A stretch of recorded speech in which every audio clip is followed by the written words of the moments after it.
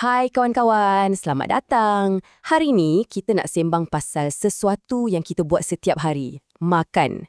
Pernah tak awak fikir apa jadi pada makanan yang kita makan tu? Jom kita siasat sama-sama apa rahsia di sebalik makanan kita. Dah sedia? Jom. Okey, soalan pertama untuk awak. Juga fikir, apa makanan paling sedap, paling awak suka sekali? Mesti ada kan? Mungkin ayam goreng yang rangup tu, keruk-kerap. Ataupun aiskrim coklat yang sejuk je lalu kat tekak. Memang sedap. Tapi kan, kalau kita makan hari-hari, okey tak agaknya untuk badan kita? Untuk faham lagi best, jom kita jadi detektif sekejap. Kita akan intip 3 orang kawan kita ni. Masing-masing ada tabiat makan yang berbeza. Apa agaknya jadi pada dorang ya? Jom kita tengok cerita pertama. Okey, kenalkan kawan kita yang pertama. Dia ni kalau kita boleh panggil, Raja Ayam Goreng. Pagi makan ayam goreng, tengah hari makan ayam goreng. Malam pun nak ayam goreng juga. Wow, memang betul-betul suka kan? Tapi, bila asyik makan makanan yang berminyak dan bergoreng je, apa jadi pada badan? Tengok ni. Lama-kelamaan, badan kita boleh jadi terlebih berat. Ini bukan sihat tau. Ini kesan pertama yang kita kena ambil tahu. Okey, selesai kes pertama. Jom kita beralih ke kawan kita yang kedua. Apa pula cerita dia ni? Dan ini dia kawan kita yang kedua. Kalau tadi Raja Ayam Goreng, yang ni pula Ratu Manisan. Aiskrim, kek, coklat, gula-gula. Semua yang manis-manis itulah kegemaran dia. Seronok kan makan benda manis? Tapi akibatnya, cuba tengok gigi dia. Gula yang banyak sangat tu boleh buat gigi kita berlubang. Kalau dah sakit gigi, nak makan pun tak seronok kan? Seram. Baiklah, kita dah siasat kas makanan berminyak dan makanan manis. Tinggal satu lagi cerita. Cerita terakhir ni pasal apa pula agaknya ya? Jom tengok. Yang ni pula, dia tak suka sayur. Tiap kali nampak je sayur warna hijau atas pinggan, terus dia tolak tepi. Tak nak lah, dia kata.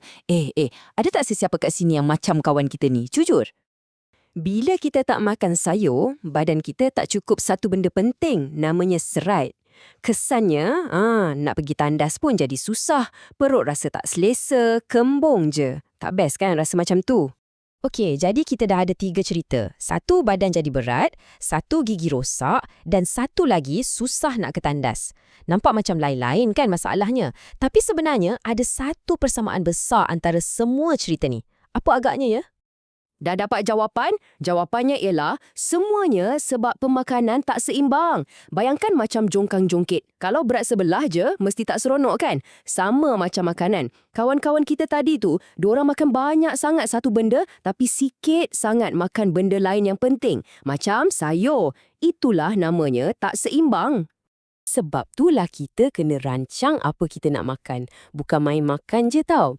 Kita kena pastikan pinggan kita tu, macam pelangi. Ada macam-macam warna, ada macam-macam jenis makanan. Barulah badan kita dapat semua benda yang dia perlukan untuk jadi sihat dan kuat. Okey, kita dah tahu apa masalahnya. Sekarang, bahagian paling best, apa penyelesaiannya? Macam mana nak dapat badan yang sihat? Mesti ada rahsia kan? Awak nak tahu tak? Inilah dia rahsianya. Tak susah pun, iaitu pemakanan yang seimbang. Dan kita ada peta harta karun untuk bantu kita. Namanya Piramid Makanan Malaysia. Jom kita tengok macam mana nak guna peta ni. Okey, jom kita belajar cara makan yang betul. Senang je. Peraturan nombor 1, yang paling penting buah-buahan dan sayur-sayuran kita kena makan banyak. Penuhkan separuh pinggan awak dengan sayur dan buah.